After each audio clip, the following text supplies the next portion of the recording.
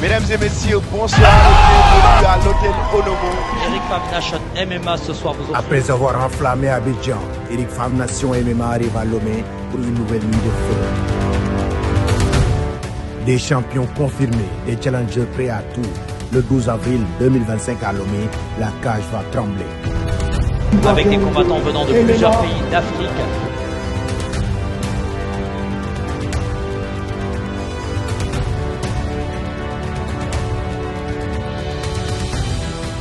Des KO, des soumissions, de l'intensité. Eric Fam Nation MMA, c'est le plus haut niveau du combat. Le choc des titans entre le Sénégalais Tapha Tine et le Thaïlandais Benz. Une nuit, une bataille. Qui sera le dernier debout? Assistez à un spectacle inédit ce 12 avril 2025 avec Eric Fam Nation MMA à l'hôtel Onomo Lomé. L'événement sera diffusé en live pay-per-view sur www.ericfavtv.com.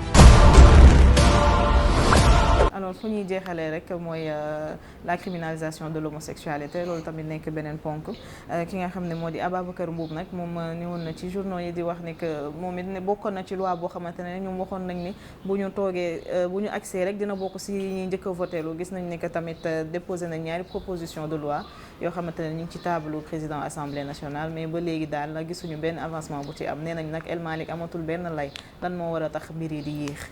ma ne il faut pas être partisan par parloo baaxul du ñaari proposition de loi ñett la. à trois. moo tax tout le temps ñu ngi jéem a sëkk jëf.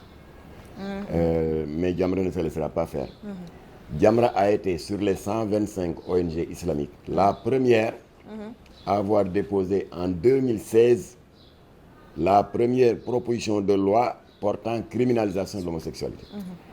Mais boobu yàlla dafa dogal on sortait d'une épreuve mu di suñu député ba ñu fa toogaloon te nettali naa ko léegi yàlla dimbali na ko mu réussir la prouesse d'avoir fait criminaliser le trafic de drogue. léegi dootul ay 6 mois ki 1 an léegi 10 ans la minimum.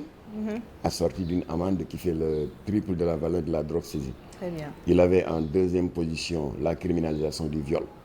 Et troisième position la criminalisation de l'homosexualité. waaye nag malheureusement le 8 avril 2000 non le 6 avril 2008 ci la nattu bi am. Il y a eu cet accident mortel. Latif jotul eggali sa mission parlementaire.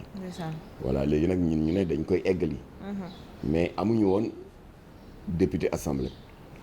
ñu daal di jël nag le projet la proposition de loi de Jamra portant criminalisation de l'homosexualité. doon xool ci député yi koo xam ne parti ba mu nekk ça ne nous intéresse pas waaye si wàllu valeur on partage les mêmes valeurs. yàlla dogal Amadou Mbéri Sylla le président du conseil régional bu Louga. yàgg nañu di bokk ak moom ay jataayu diine bi ci gën a siiw mooy gàmmu annuel bu Serigne Dame Diop Mansour à Louga. bureau exécutif Jamra daal di mandaté le président exécutif Imam Massamba Diop pour mu waxtaan seeg Amadou Mbéri Sylla. ci gàttal ba ñu waxtaanee mu ne ko suñu proposition de loi bi pare na. léegi daal député bu ñu ko porteel ndax ñun suñu député ba ñu fa toogaloon wàcc na liggéey. il a accepté. ñu daal di am bi mu dellu see Dakar moom Imam Massamba Diop ñu daal di am séance de travail.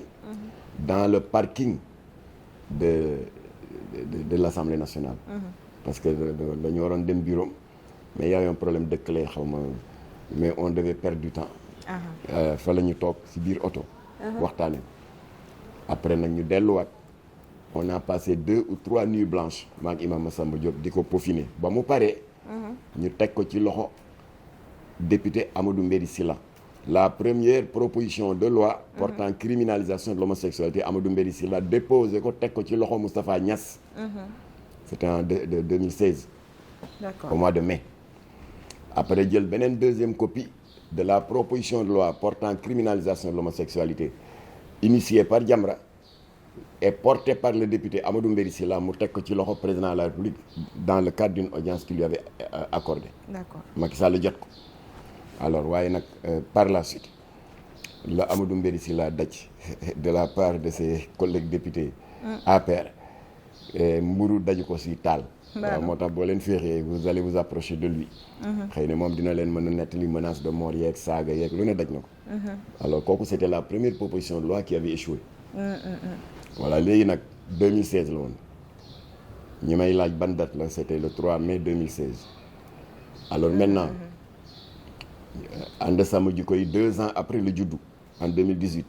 bon li tax may préciser nii xam nga ñun ñoo bokk langue gi ñoo bokk combat yi ñoo bokk umma islamique mais am na yu sew yoo xam ne daf ñuy néewal doole te dina tax lobby góor jigéen yeeg maçonnique yi di gën a jekku la umma islamique sénégalaise nañu bàyyi yu sew sewaan yooyu ñuy def ak nafeq bu sew gi voilà Jamra Amadou Mbéry Sylla n'a pas fait de proposition de loi amul Jamra moo initié proposition de loi bind ko jox ko àqam pendant une semaine ñi ci yendu di ci fanaan ba mu pare ñuy wër député bu ñu ko porteel Amadou Mbéry Sylla c'est porté volontaire ñu jox ko mu porté ko mais il n'en est pas l'initiateur parce que toujours damay dégg ñu naan am na proposition de loi bu Amadou Mbéry Sylla c'est pas la proposition de Amadou Mbéry Sylla c'est la proposition de loi de Jamra portée par Amadou Mbéry Sylla dafa mel ni rek la proposition de loi de ànd sàmm jikko yi portée par le député Mamadou Lamine Diallo Tekki porté par Cheikh Bamba Dièye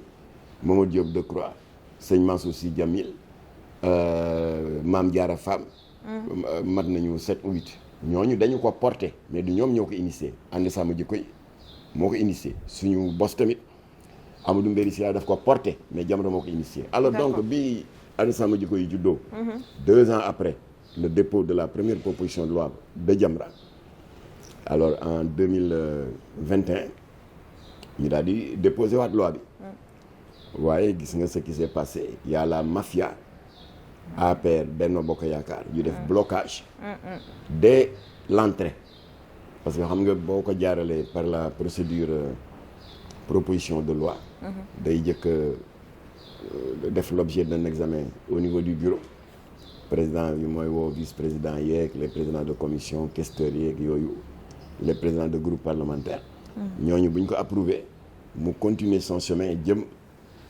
ci commission des lois bu ci commission des lois pare jébbal ko plénière c'est ça la procédure waaye Benno Bokk Yaakaar ak APR dañu lal seen complot ne bu loi bi dugg assemblée neen ko bloqué moo tax nag dafa dugg ci bureau bi rek fa lañ ko bloqué alors vous avez vu le résultat ñun ñu daal di dem ci plateau télé yi dénoncé ko man ba ma koy dénoncé sax ma génne beneen mbóot du régime sortant te ba ma ko dalee génn ñoom ñu ngi foon seen diggu doole 2019 laa ko jëkk a dénoncé mooy mënuloo ne l'article 319 condamne l'homosexualité kon yii ngeen di wax ni yëpp jaratu ko ba pare yow sa même état nga jaar ci suuf di jox association góor jigéen yi ay récépissé de reconnaissance officielle xam nga récépissé genre carte d'identité la rek daf mel ni yow am nga carte d'identité bu am sa tour sa santé sa prénom sa adresse sa date de naissance et tout ça man noonu ñu yëpp noonu bu dee organisation nag seen carte d'identité ñu ngi ko tuddee récépissé de reconnaissance officielle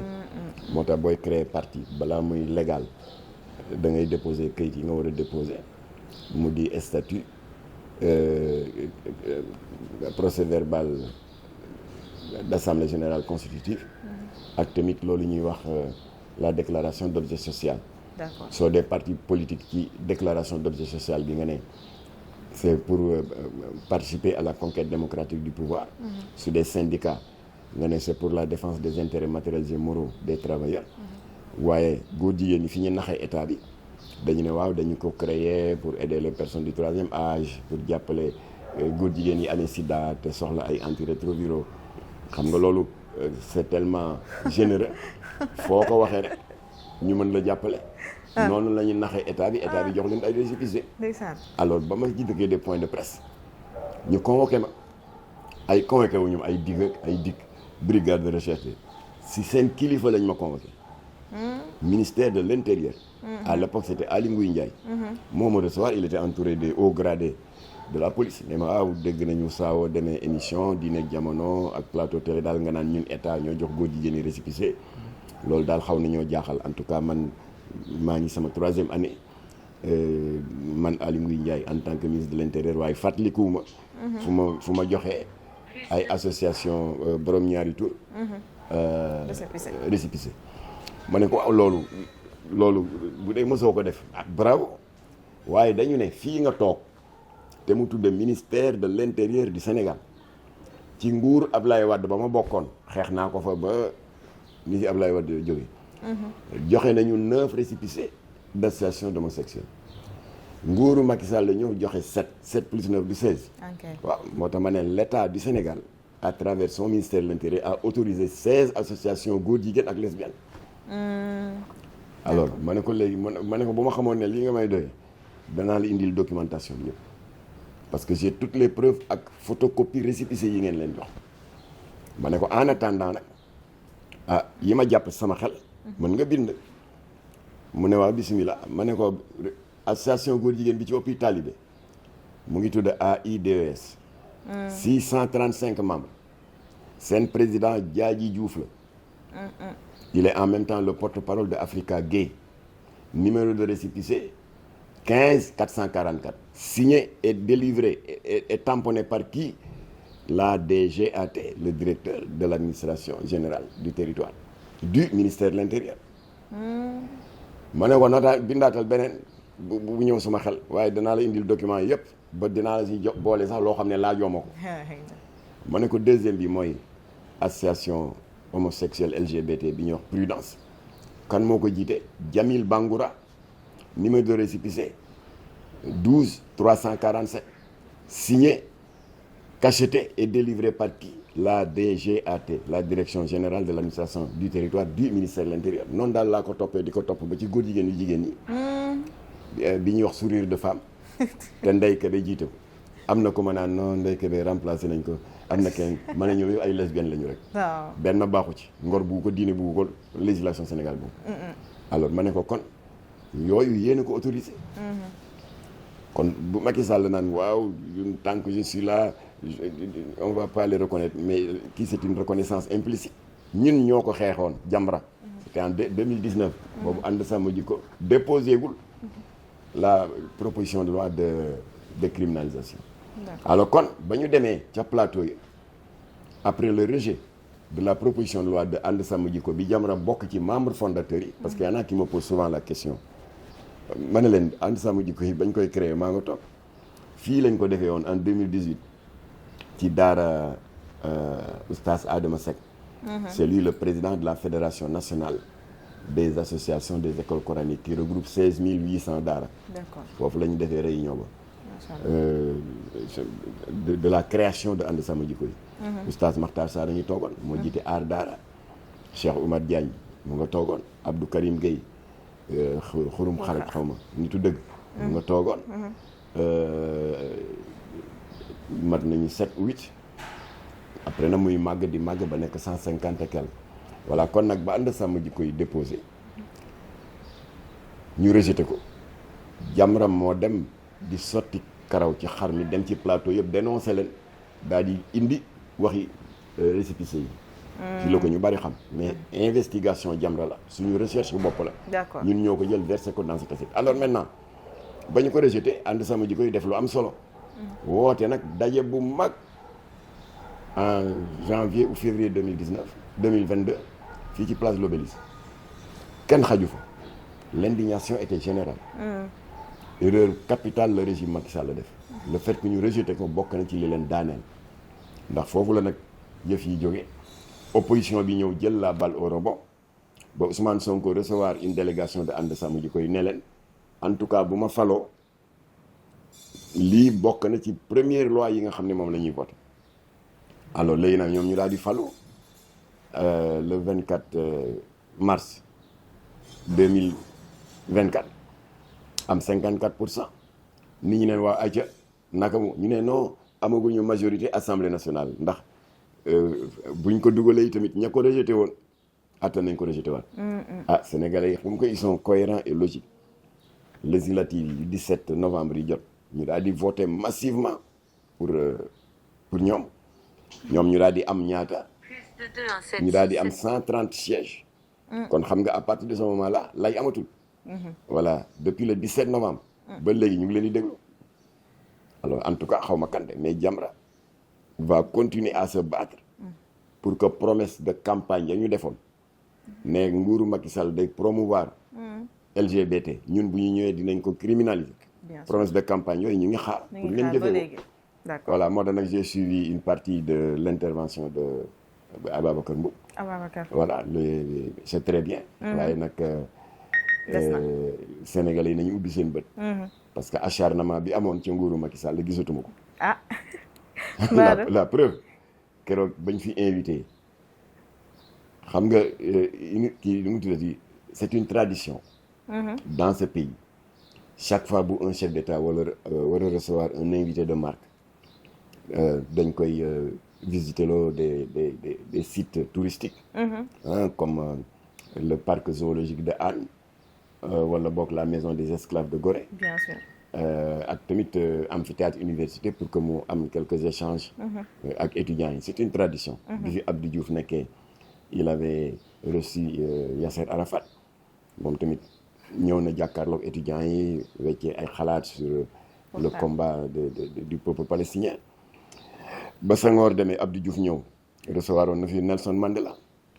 Ablaye Wade recevoir na fi Nicolas Sarkozy. ainsi de suite Macky Sall tam am na ñu fi recevoir je me souviens plus. mais c'est la première fois depuis que le Sénégal est indépendant.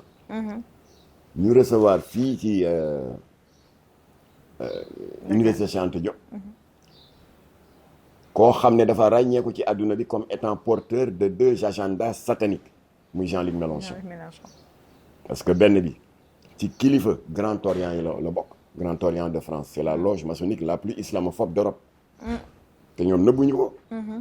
ñan ñooy bàkkoo ne France léegi kenn amatul droit tabax fa jàkk bu am minaret ñoom. ba léegi ay Allemagne Suisse dañ leen di toppandoo ku fa tabax minaret mu dépassé dañ koy dagg toj ko. kan mooy bàkkoo ne que le port du hijab mooy muuraay yi indi coow temps yi si dëkk bi ñoom ñoo xeex ba ñu interdire ko dans l'espace public. c'est le Grand Orient de France bi Jean-Luc Mélenchon bokk. ñan ñooy bàkkoo ne la loi Simone Veil de 1975 bi autorisé yàq biir ba ñu légaliser ko le Grand Orient de France bi Jean-Luc Mélenchon bokk. ñan ñooy bàkkoo ne ñoo wañaar loxo le président français François Hollande ba ñu voté la loi du 17 mai 2013 qui légalise le mariage homosexuel le Grand Orient de France bi Jean-Luc Mélenchon bokk.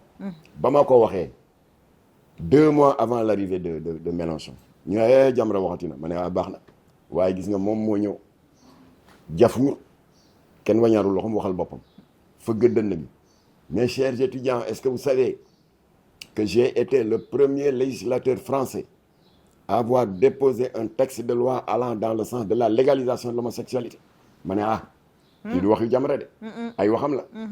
alors kon nag ba loolu amee muy wax joo xam ne c'est scandaleux Jamra woote fi conférence de presse nous étions seuls au Sénégal woote conférence de presse dénoncé ko dal ci kaw Ousmane Sonko d'avoir commis cette erreur là en invitant ce gars-là. gars yi naan moom non tontu na ko xanaa yéen waa Jamra déggu leen français nee na ko bu fekkee l'Occident veut nous imposer ses contre-valeurs mën na dem ba indi casus belli xanaa déggu leen français ma ne d'abord casus belli c'est pas un mot français c'est une expression latine mooy juboo diku bu tar ba mu jët tàbbi ci jàmmarloo. d'accord voilà waaye ñun wax ji du loolu casus belli Moussa Belli Firawna Belli waru leen fi woon indi kii ndax ràññeeku na dans le monde comme étant un grand propagandiste de l'idéologie LGBT. erreur la d'accord waaw kon nag bu leen ñu tànqal seen mu sell mi juum na waru ko fi woon indi. ñu ngi koy xaar mu def je sais qu'il est animé de bonne volonté waaye juum na fii waru fi woon indi Jean-Luc Mélenchon. waaw waxi góor jigéen rek lay wax. dëgg la te kilifa la ci loge maçonnique. dëgg la bu fekkee dafi bëggoon indi des amis mais Sonko a beaucoup d'amis des panafricanistes de renommée internationale ñooñu bu ñu ñëwee jàkkaarloo étudiants yi pour parler de la souveraineté monétaire et cetera. mais kii loo ko fi indee. mu am benn goos naan ma yéen Jamra xanaa vous n'êtes pas informé kii il soutient la cause palestinienne ma ne ko doxal leen seen yóor yi. vraiment comment peux-tu dire que tu défends la cause palestinienne di interdire le port du voile te palestiniens yi c'est des musulmans qui partagent les mêmes valeurs que nous. andul sax comment peux-tu dire que tu soutiens la cause palestinienne bokk ci ñi xeex ba ñu officialiser la loi du 17 mai 2013 bii daganal sëy góor jigéen moom ci ñu ko voté la bokk. ana cause palestinienne cause palestinienne bi kay daf ko def pour mbubboo ko. C'était dans le cadre des élections européennes qui étaient en perspective. Alors kon nag léegi. yëf yi leer na. Ils ont la présidence. 54%. Sénégalais joxaat leen bopp. pour les législatives. am nañ 130 députés. une majorité écrasante. gisuma benn lay bu ñu mënati lay.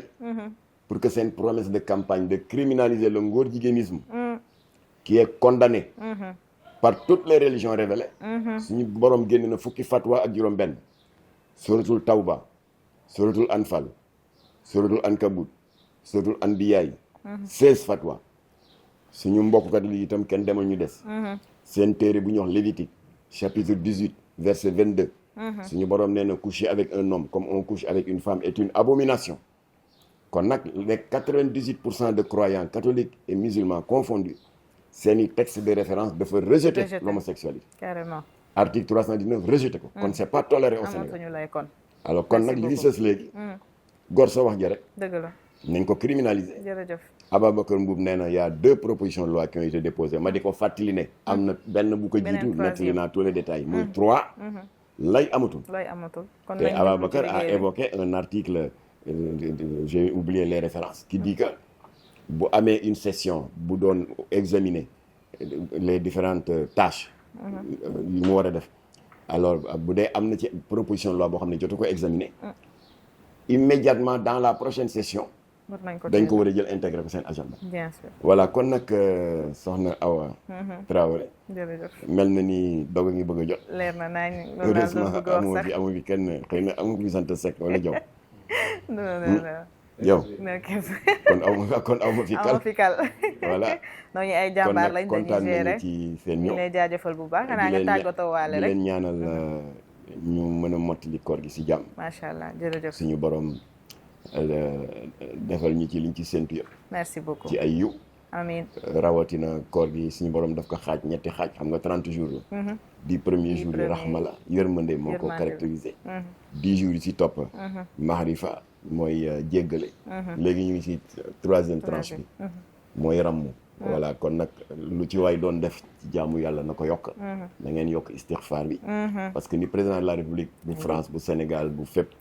bu Allemagne bu États-Unis amee sañ-sañu. di def décret présidentiel de grâce. libérer ay prisonniers yu ñu tëjoon 10 ans. ñu def 2 ans rek ñu gracier leen. noonu mu amee sañ-sañ nag suñu borom nag période bii lay signer les grâces. 10 jours yi des. mooy ñi nga xam ne seen demum safara c'était garanti. waaye nag ñooñu il faut pas désespérer. de la miséricorde divine. inchallah nañ yokk jaamu yàlla yi. gën a farlu ci koor gi. macha allah istixfaar yi ak sarax yi. ak dimbali koo tane ku néew doole. su ko defee suñu borom mën nañu boole ci. liste des graciés. yàlla nañ si yàlla boole. allahumma amiin yàlla na yàlla dàqal Sénégal seytaane. allahumma amiin dammalaafu lobby LGBT ak lobby yi bëgg a yàq xale yi. surtout. ak tamit ñeneen xeetu lobby yi làqatu te kenn gisu leen. suñu kilifa diine yi yàlla na yàlla ñoddi seen fant. allahumma amiin amiin yàlla na yàlla def jàmm ci réew mi. te làqal ñu Sénégal fu yàq yegul. amiin wa salaamu aleykum wa rahmatullah. jërëjëf. Mesdames et messieurs, bonsoir et bienvenue à l'hôtel Onomo. Eric Fab Nation MMA ce soir vous offre. Après avoir enflammé Abidjan, Eric Fab Nation MMA arrive à Lomé pour une nouvelle nuit de feu. Des champions confirmés, des challengers prêts à tout. Le 12 avril 2025 à Lomé, la cage va trembler. Avec des combattants venant de plusieurs pays d'Afrique.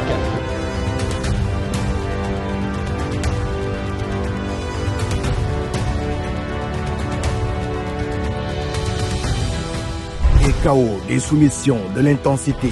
Eric Fab Nation MMA, c'est le plus haut niveau du combat. Le choc des titans entre le Sénégalais Tapha Tine et le Thaïlandais Benz. Une nuit, une bataille. Qui sera le dernier debout? Assistez à un spectacle inédit ce 12 avril 2025 avec Eric Fab Nation MMA à l'hôtel Onomo Lomé. L'événement sera diffusé en live pay-per-view sur www.ericfabtv.com.